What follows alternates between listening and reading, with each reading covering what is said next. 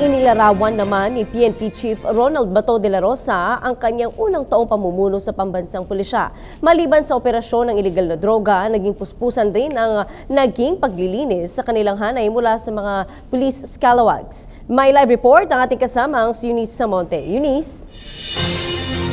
Kung sa roller coaster ride, inilarawan ni Pangulong Rodrigo Duterte ang kanya isang taon na panunungkulan bilang Pangulo na ating bansa. Itong si PNP Chief Police Director General Ronald Bato de la Rosa, ikinumpara naman ang isang taon ng Philippine National Police sa isang Anchors Away ride sa isang amusement park kung saan aniya minsan ito ay nasa taas at minsan naman ito ay nasa baba. Partikular na nga ditong nabanggit na tumaas ang moral ng kapulisan dahil sa mas epektibong gyera kontra droga.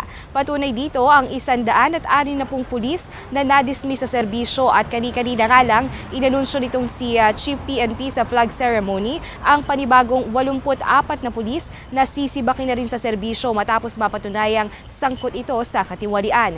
Sa 84 na sisibakin, kabilang dito sina Police Superintendent Lito Cabamongan o ang pulis na nahuling gumagamit ng iligal na gamot sa Las Piñas at si Police Superintendent Cristina Nobleza o ang pulis opisyal na napatunayang may relasyon sa Abu Sayyaf member na si Renner Ludongon. Aniya, karamihan sa mga kaso nitong nadismiss na pulis na ang ranggo ay mula PO1 hanggang Police Superintendent ay may kinalaman sa iligal na droga at korupsyon.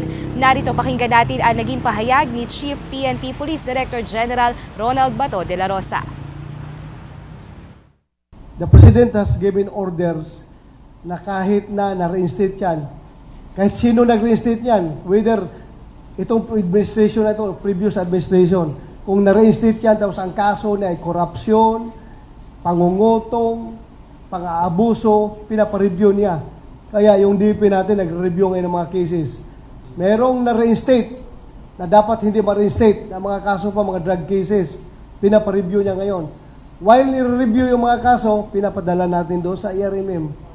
Doon muna sila. Dahil gusto makalala mag-police, mag-servisyo muna sila doon. Princess, ayon kay Chief PNP, kasama nga sa ipapadala sa Marawi ay yung pulis na kitang-kita sa viral video na nanghataw ng yantok sa isang lalaking lasing sa Mandaluyong.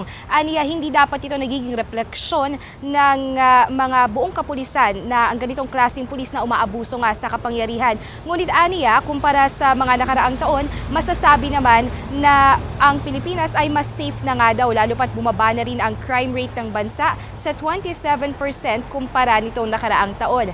Sa mga tanong naman kung ano na nga bang nangyari sa mga narco generals na may kinalaman sa iligal na droga, ayon kay Chief PNP, inaantay na lamang ang lagda ng Pangulo para sa dismissal order ng mga ito. Matatanda ang kabilang sa 5 police general na nabanggit ng Pangulo ay sina retired Deputy Director General Marcelo Garbo, retired Chief Superintendent at ngayon ay Daan Bantayan Cebu Mayor Vicente Loot, Police Director Joel Pagdilaw at Chief Superintendent Edgardo Tinio at Bernardo Diaz.